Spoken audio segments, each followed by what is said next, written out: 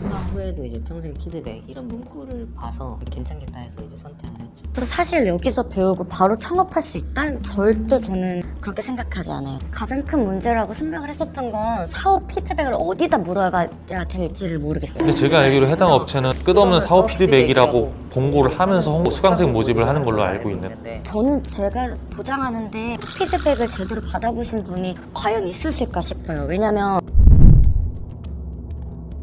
네, 안녕하십니까. YNJ 뷰티 대표 원장 손샤인입니다. 몇 년 전에 모 연예인이 두피 문신 시술을 받고 나서부터 SMP라는 기술이 각광을 받기 시작을 했습니다. 그러다 보니까 이 SMP라는 기술을 알려주는 수강을 하는 업체도 굉장히 많이 늘어났습니다. 그 때문인지 두피 문신 시술 부작용뿐만 아니라 수강을 잘못 받아서 피해가 생기는 사례들이 굉장히 많아지고 있습니다. 지금 이 영상을 보고 계시는 분들은 수강에 관해서 관심이 많으신 분들일 텐데요. 영상을 끝까지 보시면은 과연 어떤 피해 사례들이 있고 어떤 부분들을 조심해야 되는지 제대로 파악을 해보실 수 있으실 겁니다. 지금부터 제가 보여드리는 자료 화면들은 다른 업체에서 수강을 받으시고 어떤 피해를 보셨는지, 어떤 부분이 불만이었는지 저한테 하소연을 하는, 상담을 받는 그런 영상들입니다. 과연 어떤 사례들로 인해서 피해를 받았는지 하나하나 보여드리도록 하겠습니다. 어떤 부분이 불만이셨고 추후에 사업 피드백 같은 거는 잘 되고 있으신지 설명 한 번만 부탁드립니다. 두피 문신을 해보시는 분들은 아시겠지만 이론보다는 실습, 실기, 실제로 하는 것들이 좀 중요하다 생각하는데, 데모 모델인 한 두세 명,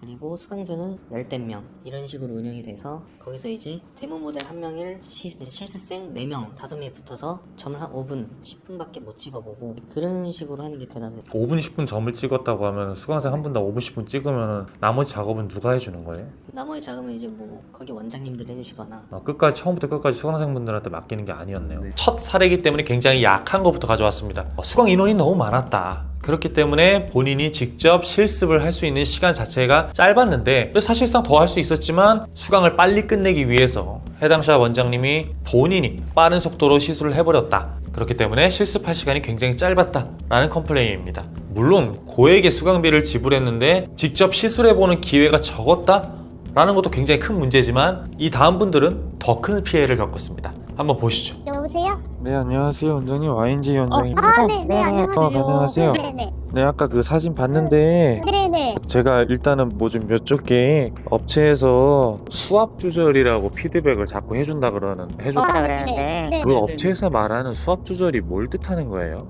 그냥 그 힘 조절을 하라고 그러니까 그거를 정확히 말을 안 해주시고 계속 수압 조절해 이런 식으로만 얘기를 하시는 거예요. 그러니까 저희는 뭔지도 모르겠고 그냥 뭐 힘 조절을 하라는 건가 하고 그냥 힘만 조절을 하고 있는 거예요. 약하게 들어가라는 건지 강하게 들어가라는 건지 이렇게만 반복하고 있는 거예요. 네네. 그래서 봐주지는 않고 계속 말로만 피드백을 해주시니까 그냥 진짜 그냥 맘대로 찌르는 거나 다름없는 상황인 거예요. 수압 조절해라라고 하셨다라고 하셨는데, 그러면은 그게 처음에 이해가 안 가셨지 않으셨어요? 근데 네, 맞아요. 그렇죠. 질문을 안 주셨어요, 그분한테? 아니요, 계속 질문을 했어요. 수압 조절이 뭐냐라고 이제 안 물어보셨어요? 어떻게 하는 거냐, 네. 뭐 톤을 맞추라고 하시는데 어떻게 톤을 맞추라는 거냐 이렇게 얘기를 하면 표정이 멍청하시는 거예요. 그걸 약간 왜 몰라? 약간 이런 표정을 짓는 거예요. 저는 그런 제스처에 저도 당황을 하는 거예요. 이거 내가 모르는 게 내가 이상한 건가? 이제 순간 그런 판단이 드는 거예요. 그래서 톤을 맞추세요 그렇게 얘기를 하셔서 거의 울며 겨자 먹기로 그냥 또 나중에 저한테 하는 말이 원장님은 너무 이렇게 얘기를 하시는 거예요. 뭐라고요? 이라고 그렇게 얘기했어요? 막 이러면서 뭐 이렇게 징징대고 막 모르겠다 힘들다 이렇게 얘기를 하냐고 그렇게 얘기를 하시니까 제가 진짜 여기 와서 너무 충격을 먹은 거예요. 아니 몰라서 모르겠다 좀 알려주시라 이렇게 얘기한 게 이분들한테는 저한테 이제 징징거리는 사람이 있더라고요. 그래서 제가 그 뒤로 그 말에 충격을 먹어서 더 질문을 못 하겠는 진짜 거예요. 못하죠, 그런 말 들으면. 네, 하면은 또 징징거린다는 소리를 들을 것 같으니까 그래서 거의 질문도 못하고, 그래서 이제 제가 이제 너무 힘들어서 안 되겠다 싶어서 제가 진짜 빌었어요. 원장님 저 이번 진짜 이 모델은 제가 수습을 못하겠다, 그러니까 좀 봐주시면 안 되겠냐 하니까 이제 제가 하도 이제 빌다시피 얘기를 하니까 알겠대요. 그래서 시술을 들어갔는데 역시나 또 안 봐주시는 거예요.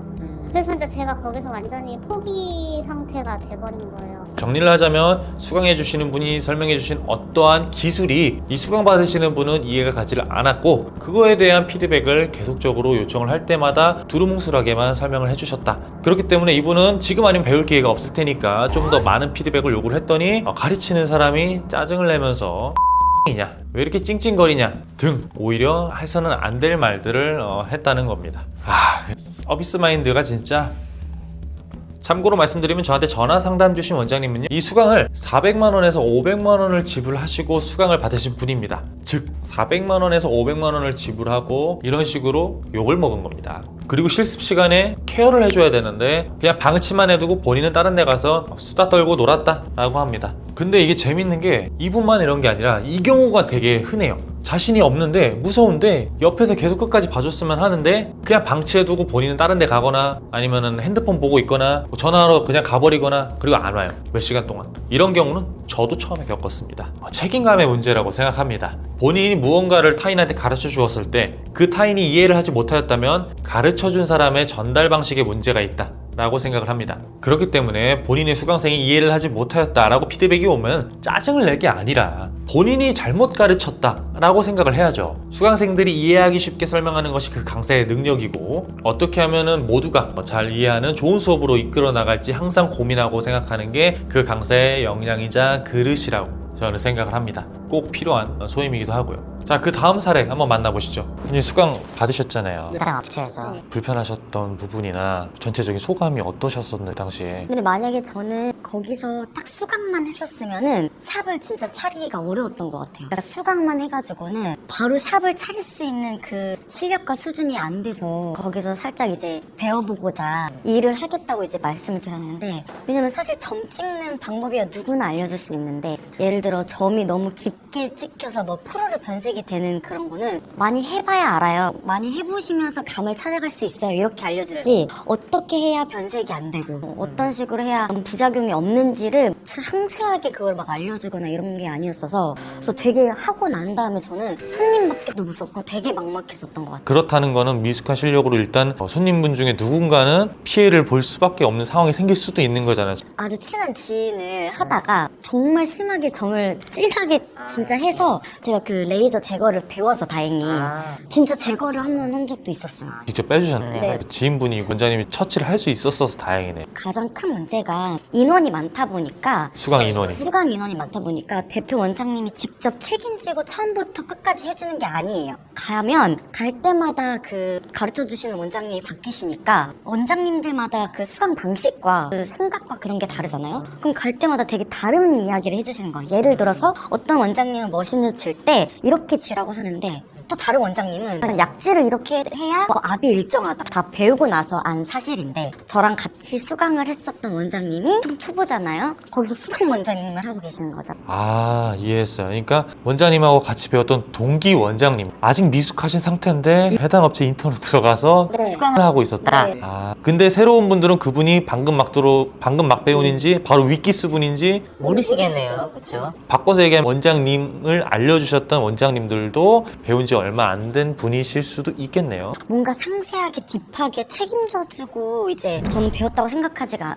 않아요. 저는 실제로 그거 끝나고 나서 되게 많이 사람들을 진짜 해보면서 이렇게 하면 안 되는구나 실수도 하고 그러면서 약간 제가 감을 익혔던 거예요. 그래서 이거 처음에 시술했었을 때 되게 겁이 많아가지고 그 지인분들이 많이 해보지 않았으면 저는 절대 손님 받을 생각을 못했을 것 같아요. 사고 날 수도 있으니까. 맞아요. 이 문신이잖아요. 또 제가 돈을 받고서 하는 손님인데 나중에 컴플레인이 만약에 왔을 때 더 큰 문제가 초래될 수 있으니까, 사실 여기서 배우고 바로 창업할 수 있다? 절대 저는 그렇게 생각하지 않아요. 어떤 원장님을 찾아서 사실 물어봐야 할지도 모르겠고, 계속 바뀌어서. 너무 바뀌었어. 표 원장님 제외하고는 실제로 정말 많이 바뀌세요. 해주신 원장님 가면 몇 개월만 다니시고 샵 차리러 나가시고 이러니까 거기 상주에 계시는 분이 없으시고, 그래서 피드백을 물어봐야 할 곳을 모르겠어요. 피드백 피드백을 물어보신 적은 있으세요? 있었죠. 그리고 저는 컴플레인도 실제로 했어요. 이제 하고 난 다음에 어떻게 해야 할지도 모르겠고, 예를 들어서 다른 업체들은 데모 실습이라고 그런 거를 이제 졸업하고 나서도 어떻게 해야 될지 모르는 분들을 위해서 밴드에 영상을 올린다든지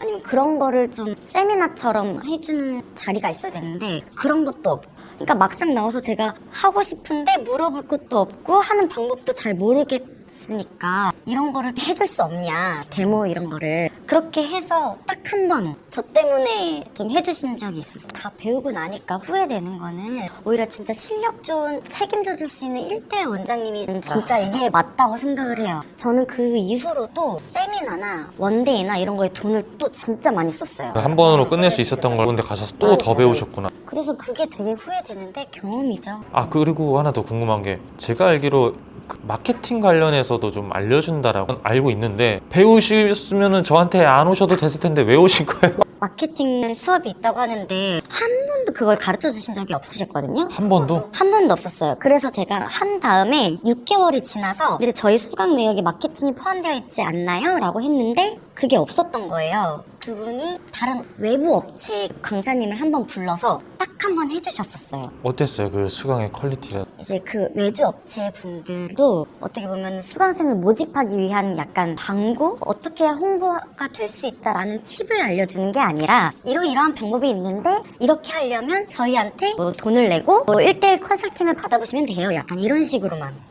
자, 정리해보겠습니다. 이 원장님은 처음에 배울 때 방법론적인 부분에 대해서는 알려주지 않았기 때문에 계속 많이 해보셔야 돼요, 많이 해보셔야 돼요 라는 피드백만 들었다고 합니다. 이 부분은 좀 잘 이해가 가질 않네요. 이럴 거면은 독학을 하지 뭐하러 수강을 듣습니까?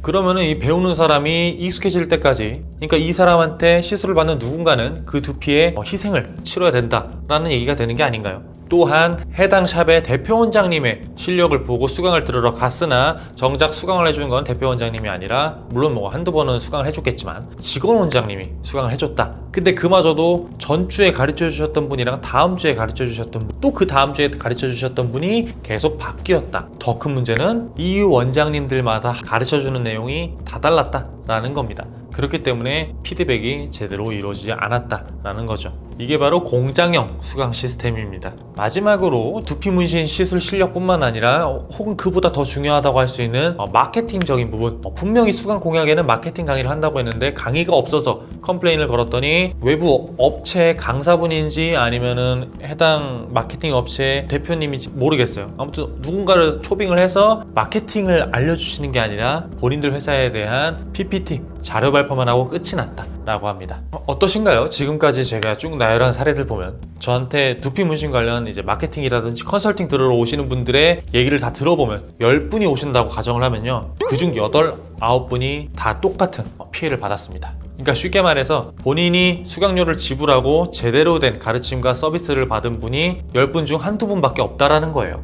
왜 그렇게 적은지 저도 모르겠습니다. 이 업계에서 나오는 얘기들 들어보면은 시술적인 부분도 왜 이렇게 컴플레인이 많고 부당한 일화들이 많고 수강적인 부분까지도 왜 이런 안 좋은 일들이 많이 일어나는지 모르겠습니다. 참 안타깝네요. 자, 그러면은 일단 지금 영상 보시는 분들은 아직 수강 받기 전인 분들일 건데 그럼 걱정이 되실 거예요. 그럼 도대체 내가 수강을 받았을 때 저런 피해를 받으면 어떻게 되지? 환불도 안 해줄 것 같은데? 여러분이 어떤 업체에서 수강을 받으셔야 하는지 제가 알려드리겠습니다. 그 방법은